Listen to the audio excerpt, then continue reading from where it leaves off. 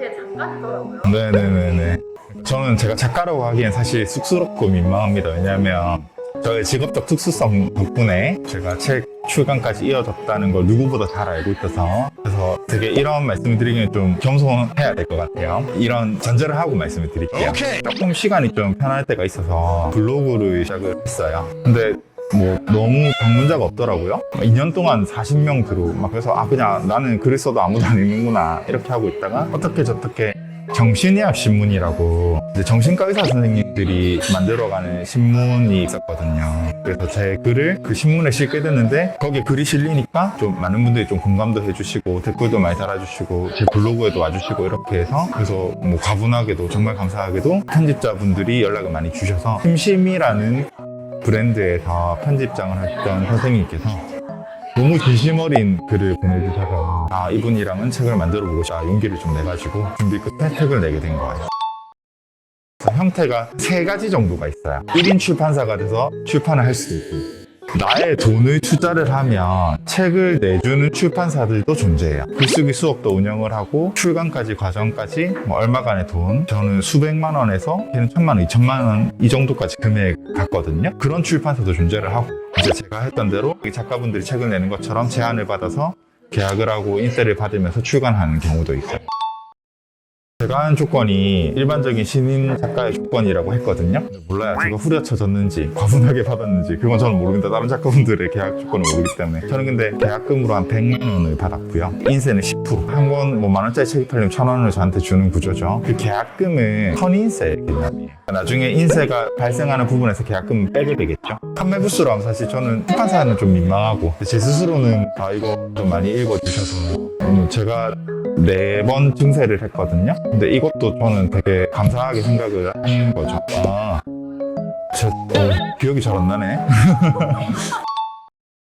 일단 그 원고가 얼마나 괜찮은지는 전적으로 작가분의 역량이잖아요. 그래서 저는 그 책 한 권을 분량을 만드는 법에 대해서 좀 말씀을 드리려고 해요. 제 글은 원래 칼럼이었거든요. 그게 A4 용지 한 장 반 이 정도 분량이었는데, 그걸 더 올리시면 돼요. 내가 쓰고 싶은 책은 한 몇 페이지 정도의 책이 될 것인가, 그리고 몇 챕터 정도의 책이 될 것인가. 그러면 예를 들면 내가 300페이지 책을 쓴다고 하고 5챕터로 구성을 해보겠다. 한 챕터에 60페이지 정도가 되는 거겠죠. 그러면은 내가 한 꼭지라고 하는데, 그러니까 한 편의 글, 이 한 편의 분량이 있잖아요. 페이지로 따지면 한 10페이지 정도가 됐어요. 그러면 아까 60페이지 하면은 한 챕터당 6개, 그렇게 해서 5개 하면 30개의 글이 있으면 한 권이 되는 거겠죠. 그런 식으로 머리에 구조를 그릴 수 있는 거예요. 그러면 그 분량을 가지고 글을 써나가는 거예요. 그럼 그렇게 그걸 쓰다 보면은 한 권의 분량이 다 되잖아요. 여기까지 되면은 가장 중요한 작업이 됐다고 생각하는 거예요. 출판의 종류가 3가지 정도 있다 그랬잖아요. 뭐 출판사 이제 단위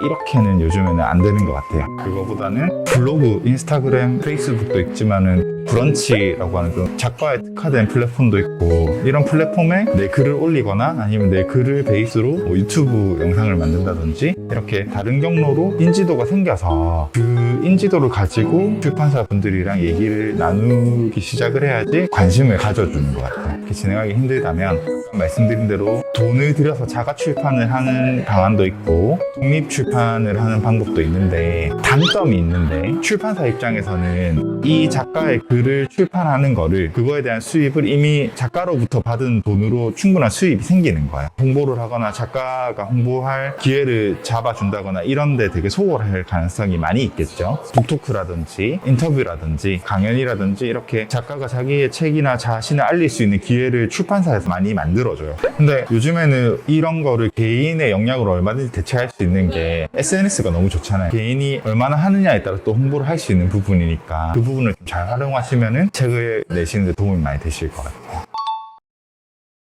저 진짜 총각 때나 아니면 아기가 없을 때는 주말 부부할 때는 하루에 막 3시간도 글 쓰고 주말 하루 종일 글만 쓰기도 하고 그랬었는데, 요즘에 아기를 재우기 전까지는 절대 글을 못 쓰고요. 30분, 1시간도 못 쓰는 날도 있는데 그래도 꾸준히 쓰려고 해요. 하루에 한 단어, 한 문장, 제목만이라도 그걸 쓰고 안 쓰고 완전 인생이 달라지는 것 같아요. 1년만 해도 365일이면 하루에 한 문장을 쓰면은 그게 한 권의 책이 되는 기간이더라고요. 그래서 그 생각으로 한 문단만 쓰자, 한 문장만 쓰자, 생각이라도 떠올리자, 이렇게 시간은 할애해두는 편이고, 제가 글 쓰는 이유를 한마디로 정리를 하면 저한테도 좋고 다른 분들한테 좋기 때문에 씁니다. 어떤 거냐면 제가 좀 즐겨 듣는 이제 이 채널 중에 권문수님의 직문직설이 있는데요. 살아가면서 하는 행동을 네 가지로 분류를 하시는데요. 나한테도 좋고 남한테도 좋은 거, 나한테 좋지만 남한테는 좋지 않은 거, 나한테는 안 좋지만 남한테는 좋은 거, 나한테도 좋지 않고 남한테도 좋지 않은 거, 이렇게 네 가지로 우리의 행동을 나누거든요. 근데 우리 사회에는 보통 보면 좀 나한테는 좋지 않아도 남한테 좋은 걸 하는 게 선이다, 이런 인식들이 많이 있는 것 같아요. 뭐 나의 시간을 많이 내서 다른 사람들 봉사를 한다든지 재산을 많이 할애를 해서 남을 도운다든지, 저도 일정 부분 그런 활동을 많이 하고 싶고 계획도 많이 있지만 그런 경우에 참 좋은데 이게 지속이 되는 게 되게 어려운 것 같아요. 가족들의 양해도 많이 구해야 되고. 그런데 하다 보면 나한테도 좋고 남한테도 좋은 일들도 많이 있는 것 같아요. 예를 들면 글쓰기가 그런데요. 저 혼자 알기에는 참 아까운 것들이 제 공부에는 많이 있거든요. 아, 이거를 미리 알았더라면 얼마나 좋았을까, 참 인생에 많이 도움이 되었겠다 하는 내용들을 글을 써서 많은 분들이랑 나누면 그분들한테 도움이 되고 저한테도 참 좋은 일이 되고요. 보람도 많이, 진료 시간에는 한계가 있잖아요. 하루에 만날 수 있는 분들도 한계가 있고. 근데 제가 글을 쓰고 사람들이랑 마음을 나누는 데는 한계가 없거든요. 그 내용들을 최대한 써서 나누고, 이거는 계속 이어질 수 있고 저한테도 너무 좋은 일이 되고, 나누면 도움이 되는 내용들이 무한히 뻗어나갈 수 있는 내용들이잖아요. 이건 저한테도 너무 좋은 일이고 다른 분들도 좋은 일이니까